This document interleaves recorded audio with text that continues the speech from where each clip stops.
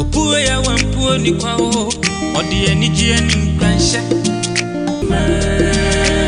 Sompa TV Yabo Sompa ba Ebe sunima Owe fide nuto Sompa Fato Sompa TV Na ya wani pama o Na unu huarada Efisa gudie munsemo Ubenya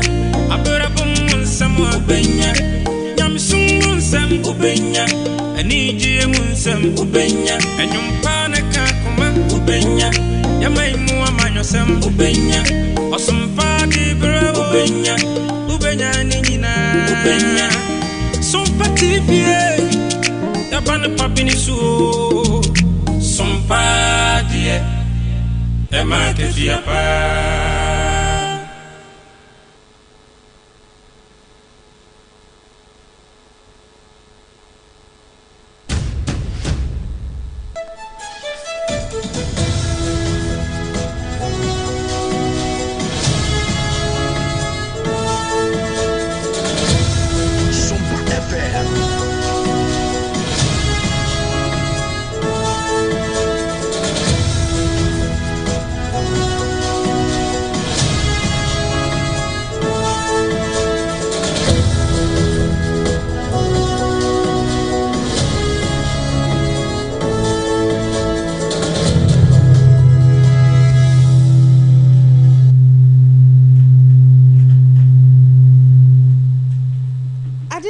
Emma Munyina Mwaha Esanso Emamu Akwaba Sompa 106.5 FM Kasa Fidie Suni ene eye kwesiada ofosi obosome epobosome ne de toso aduonu enson afem pimieno ene aduonu enomo ensamwa original ye yensam twerefo eti won mugumo ebu wo mu abujen emu asamufo pani so Oru atabuaten asemu ena yede somu original ye ensam no enianimu bi enese enrada Ganaba Association wanmu ye wo media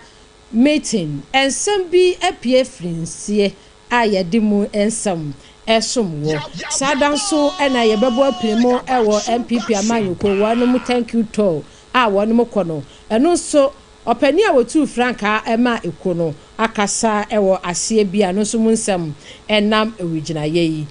adehia wonom so ewo atoye etifi metre Western North region no so opani kasie bi atu ne ho asiwo akoye wonom adoya yedi munsam enam awie yi sunyane so yebebo apinemu honom wei empanimfu a wonom ewo sunyane asase so etoto srensam twerefo a wonom wampotem wose womunye bibi emfama wonom yebetwa po akwa mo ewo popu asase so ye nyina nim sa rehosam na sadie nisie ekoye ene adehia wanom ekansam efa ho no so emunsam enam entatia ebetwa so a ebusua hye no so se yedua bi anasem aba bi so nti Leicester Company Limited wanom enomre Yas toothpaste ene Yas toothbrush ya ba unya bi etwu si a ema ose epai white afei so all satanfo Haxa mixture ene ne capsules unya bi bubwa ebeboa ho Nana KJC Company Limited ekoba sempremo enono adansie ne papa efie 21st clinic said the sciatica pace setter the sciatica originator wanom ana asomiase ne minute no aduasa ema me som kwantenkure yi ensemi etwa ho fede se atabodam ewadam for pa radio a ene no Paris France abrochimemo ayiko FM 100.9 Kumasi Sompa 93.1 Kumasi Sompa 101.1 Takwa Sompa 103.3 Takradi Sompa 106.1 Techiman Sompa 98.9 Sonyane Sompa 90.7 Nkranza na fe Sompa 101.3 so ebutu doma Abusia fe wudi koda no so Sompa 106.5 ya hono mo obeti enkan afra chichi ne bencheye afei Facebook no so Sompa 106.5 FM Accra YouTube no so Sompa FM live na we share your honom na www.sompaonline.com and see a website here ya kutre